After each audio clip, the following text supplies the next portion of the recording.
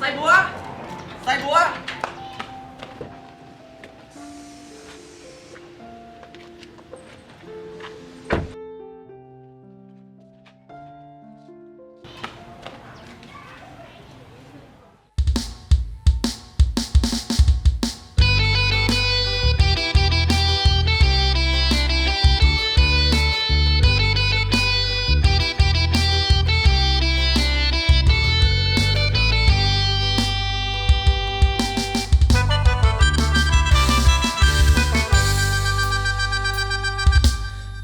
กันมาตั้งแต่ยังน้อยย่างตามก้นตามก้อยกันลงทง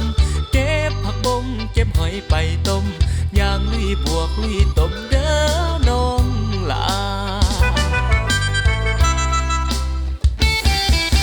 ไปห้องเฮียนก็ไปนำกันนั่งโต๊ะเดียวกันเคียงข้างกันอยู่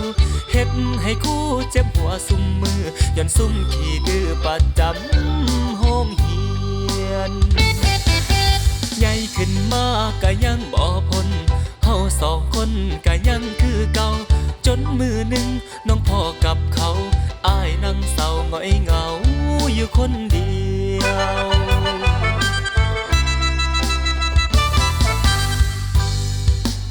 สิเศร้าลิ้นกับเพิ่นแล้วแนวเจ้าเอาเขามาแทนเอาเขามาควงแขนคือสิแม่นแฟนกันละติเขาสิบ่ปากกับเพิ่นแล้วแต่มีแนวสิมาห้องขออย่าควงเขามาให้พอ